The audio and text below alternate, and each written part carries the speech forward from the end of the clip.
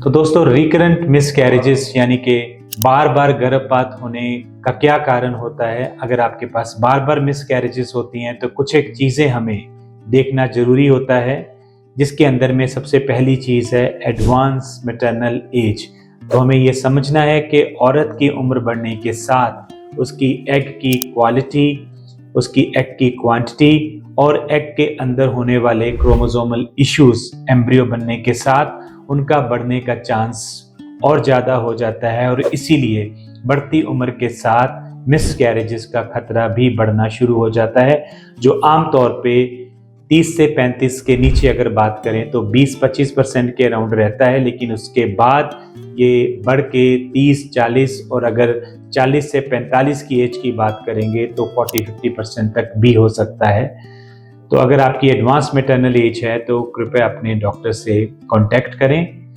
दूसरी चीज़ जो है वो हमें देखना होता है कि कहीं यूट्रस के अंदर कोई भी ऐसी चीज़, यानी कि कोई रसौली, फाइब्रॉइड जैसी चीज़, कोई झिल्ली जिसको हम लोग सेप्टा बोलते हैं, ऐसी चीज़ तो नहीं है जो अंदर एम्ब्रियो के ग्रोथ के अंदर रुकावट डाल रही है और उसको मिसकैरेजेस की तरफ लेके जा रही है। तो इसको भी आइडेंटिफाई करना जरूरी होता है। तीसरी चीज़ जो है वो हम लोग कहते हैं क्लॉटिंग। क्लॉटिंग का मतलब होता है APLA या एंटी फॉस्फोलिपिड जैसे थ्रोम्बोफिलिया जैसे सिंड्रोम्स, यानी कि जब बच्चा अंदर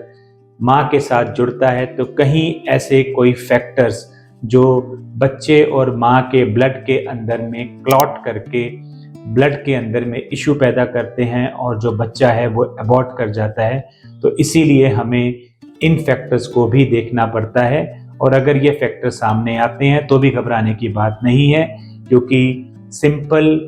ब्लड थिनिंग एजेंट्स के साथ, इंजेक्शंस के साथ हम लोग इससे दूर रह सकते हैं। और चौथी चीज़ जो हमें देखनी होती है वो है कि कहीं